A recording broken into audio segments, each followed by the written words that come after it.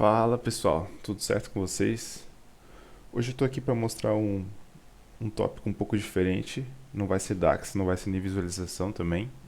Eu quero tratar um pouco da parte de M do Power BI, que é um assunto que eu vejo que agora que está aparecendo pessoas falando sobre, pois é uma linguagem um pouco mais complexa, eu diria, de estudar e você também não acha tanto material assim na internet.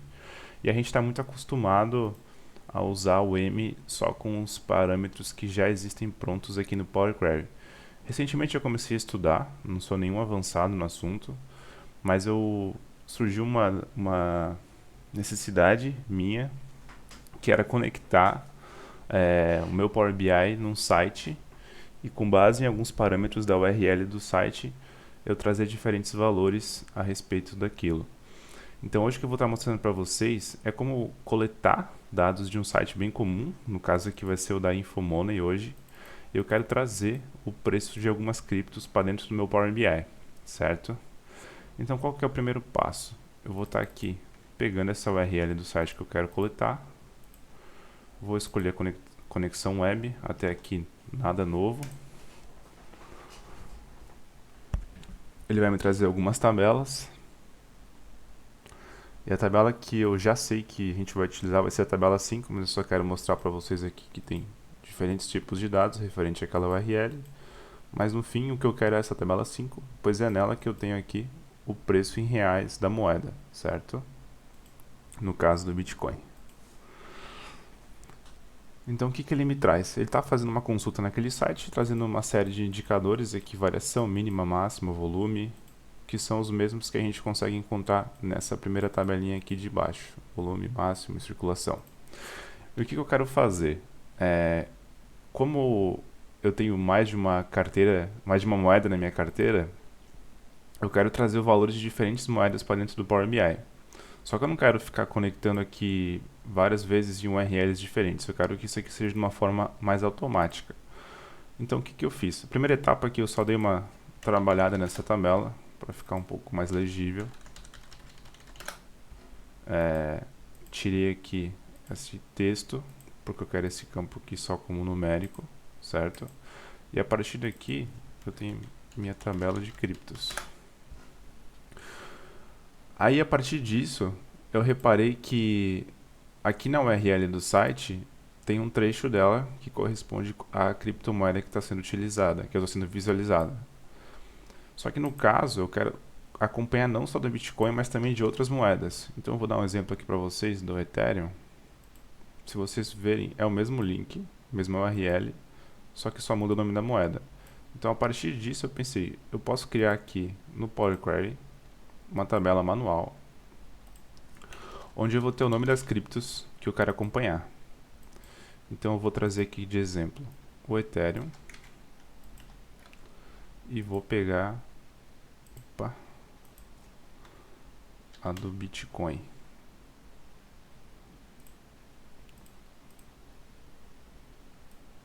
Só esse trechinho aqui. E vou chamar essa daqui minha lista de criptos. Beleza, então aqui eu tenho uma conexão que está trazendo dados só de uma cripto específica, só que eu quero trazer dessas duas. Como que a gente faz isso? Olhando um pouco de como que funciona o Power Query, eu descobri que a gente consegue criar algumas funções personalizadas nele. Então foi exatamente isso que eu fiz. Eu dupliquei essa tabela aqui inicial, vim na parte do editor avançado dela, e como eu comentei anteriormente, a única parte da URL que sempre vai mudar é esse trechinho aqui. Então para isso, a gente pode criar uma função. Como que a gente cria uma função no M? Abre parênteses, dá o nome da sua função que seja. Então eu vou chamar aqui de crypto input. Depois, sinal de igual e flechinha de maior. A partir disso, eu criei uma função chamada crypto input, que realmente o que ela vai fazer é para cada input que eu der nessa função, ela vai me retornar uma query diferente. E aqui no caso eu tenho que substituir esse trecho da URL, então vou fechar aspas aqui, dar um concatenar, trazer essa função e concatenar de novo. Show! Eu vou dar um fechar aqui, um done, terminar, e a partir disso ele já criou uma função. Eu vou chamá-la de função cripto.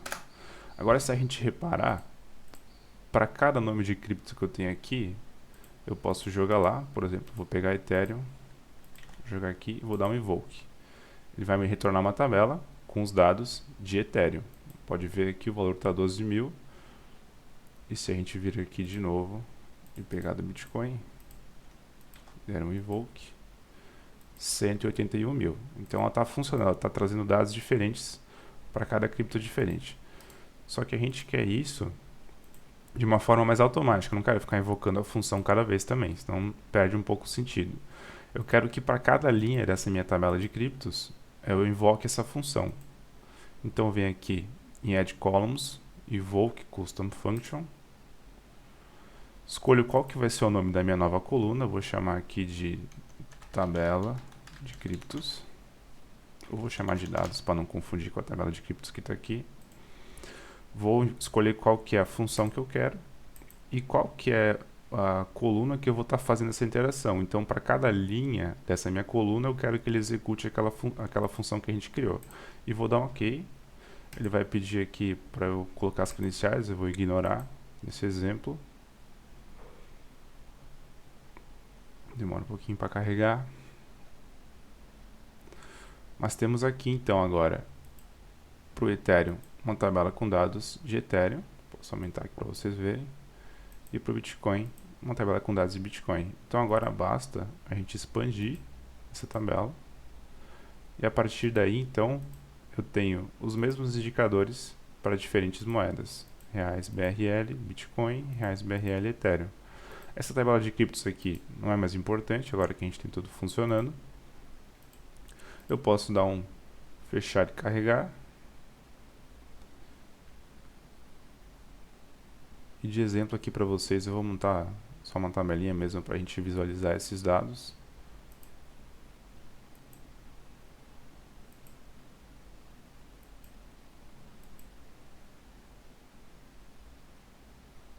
Opa, deu uma travada aqui. Vou jogar cripto, o valor, e vou dizer que o indicador que eu quero acompanhar é só o reais em BRL. Pronto. A partir daí a gente tem então as criptos e os valores. Se eu dar um refresh, como as criptos sempre tem uma oscilação grande, vocês já vão ver que os valores vão mudar novamente. E a partir disso então a gente consegue ter sempre, não digo em tempo real, né? Porque isso aqui não é uma conexão em tempo real, mas você consegue a partir disso aqui puxar outras tabelas, seja um Excel que você tenha ou dados de outros locais, onde você tem a sua carteira mesmo, as suas moedas em carteira, e fazer sempre a comparação com o valor atual do mercado. Por hoje é isso, pessoal. Espero que vocês tenham entendido um pouquinho mais de M, nada avançado, mas para a gente começar a aprender um pouco dessa outra linguagem também. Fico por aqui, grande abraço.